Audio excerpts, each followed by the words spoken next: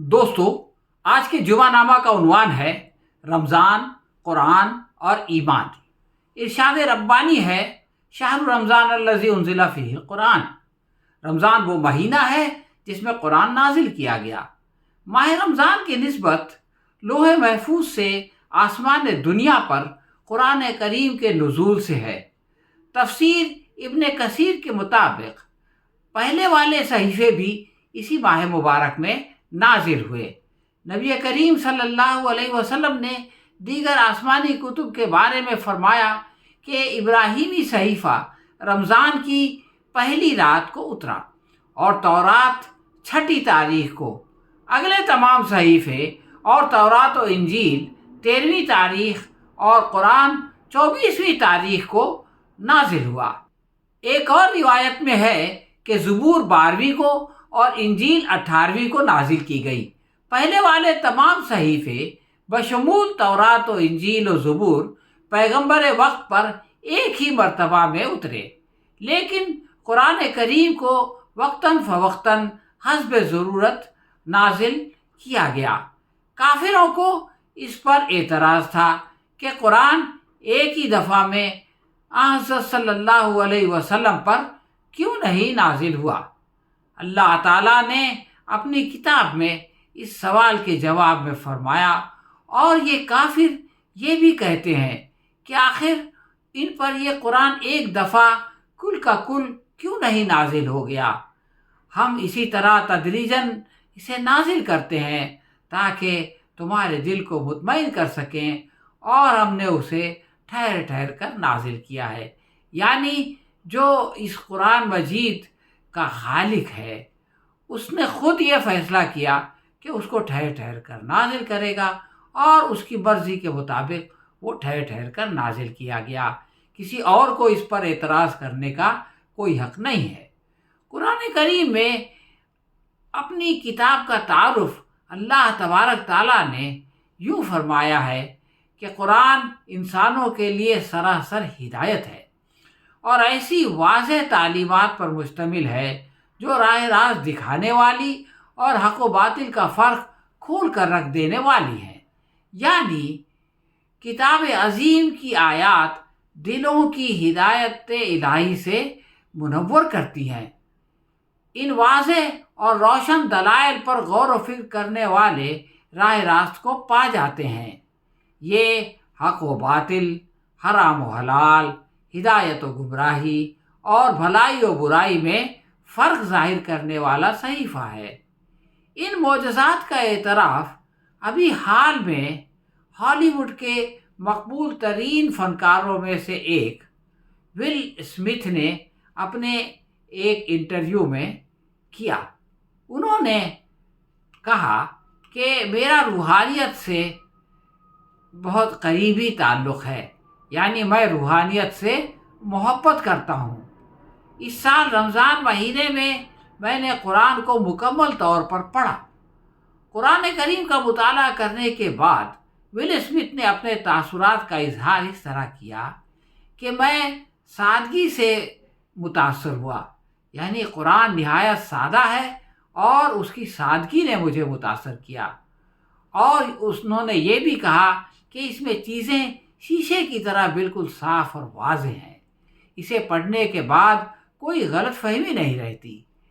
ان لوگوں کے بارے میں پوچھے جانے پر کہ جو اسے غلط سمجھتے ہیں، اسمتھ کا جواب تھا کہ قرآن کو گہرائی سے پڑھیں تو غلط فہمیاں دور ہو جاتی ہیں۔ نبی اکرم صلی اللہ علیہ وسلم نے فرمایا، قرآن پاک کی فضیلت تمام کلاموں میں ایسی ہی ہے جیسے رحمان یعنی اللہ تعالیٰ کی فضیلت اس کی تمام مخلوقات پر ہے۔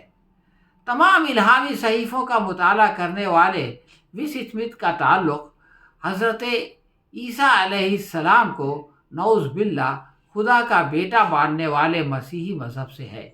اس کے باوجود ان کا ابو الانبیاء ابراہیم علیہ السلام کی نسل سے اسماعیل اور اسحاق علیہ السلام کے سلسلے نبوت کی مکمل تصویر کو سمجھنے پر خوشی کا اظہار کرنا قرآن پاک کا اعجاز ہے۔ قرآن حکیم تا قیامت جاری و ساری رہنے والا سرچشمہ ہدایت ہے۔ اس کا ایک نمونہ اس رمضان کے پہلے جمعہ کو کیلیفورنیا میں واقع کنگ فہد مسجد میں سامنے آیا، جب سینکڑوں افراد کے سامنے مشہور امریکی ریپر اور پروڈیوسر جوناتھن ایچ اسمتھ عرف لل جان مشرف اسلام ہو گئے۔ بعد ازاں امریکی ریپر نے انسٹاگرام پر لکھا کہ الحمدللہ ان تمام بھائیوں اور بہنوں کا شکریہ جنہوں نے مجھے مثبت پیغامات بھیجے اور مجھ سے بے لوث محبت کا اظہار کیا۔ سن 2000 کی دہائی میں ہپ ہاپ میوزک کو فروغ دینے والے لل جان کی مقبولیت کا اندازہ انسٹاگرام پر ان کے 1 ملین سے زیادہ فالوورز کی تعداد سے لگایا جا سکتا ہے۔ قبولیت اسلام کے واقعات میں قرآن و حدیث کی دل نشین تعلیمات کے ساتھ داعی کی مساعی جمیل کا بھی حصہ ہوتا ہے۔ اس کا اشارہ دبئی میں مقیم نو مسلم جرمن خاتون کے انٹرویو میں ملتا ہے۔ پہلی بار رمضان کا روزہ رکھنے والی مریم اپنی مادری زبان میں قرآن پڑھ رہی ہیں۔ اس کے ساتھ باحجاب مریم اسلامی احکامات پر عمل پیرا ہونے کی کوشش بھی کر رہی ہیں۔ ان کے مطابق رمضان المبارک صرف کھانے پینے سے پرہیز کا نام نہیں، بلکہ یہ ہمیں صبر اور شکر سکھاتا ہے۔ مارٹینا کا یعنی مریم کا پرانا نام اسلام سے پہلا تعارف 14 سال کی عمر میں میونخ کی ایک مسجد کے اندر دوستوں کے ذریعے دی گئی ایک دعوت پر ہوا تھا۔ اس کے لیے میزبانوں کا پرتپاک اور خوش اخلاقی سے استقبال حیران کن تھا۔ مہمان نوازی سے متاثر ہونے کے بعد ان کے دل میں دین اسلام کی بابت جاننے کی خواہش پیدا ہوئی اور وہ کوشش کرنے لگی۔ جیسے جیسے اسلام سے متعلق حقائق سامنے آتے گئے، وہ عیسائی لڑکی اسلام کی گرویدہ ہوتی چلی گئی، یہاں تک کہ جنوری 2024 کو انہوں نے دبئی کے اندر اسلام قبول کر لیا۔ اہل ایمان میں داعیانہ صفات قرآن حکیم پیدا تو کرتا ہے، مگر بہت سے لوگ اس سے محروم رہ جاتے ہیں، کیونکہ نبی مکرم محمد صلی اللہ علیہ وسلم نے فرمایا، جو بندہ مومن قرآن مجید پڑھتا رہتا ہے اس کی مثال مالٹا کی طرح کے ایک عربی لذیذ پھل کی سی ہے، جس کی خوشبو بھی اچھی ہے اور وہ اس کا ذائقہ بھی بہت خوب اور پاکیزہ ہے۔ اور وہ بندہ مومن جو قرآن نہیں پڑھتا اس کی مثال خشک کھجور کی سی ہے، جس میں خوشبو تو نہیں ہوتی، البتہ ذائقہ شیرین ہوتا ہے۔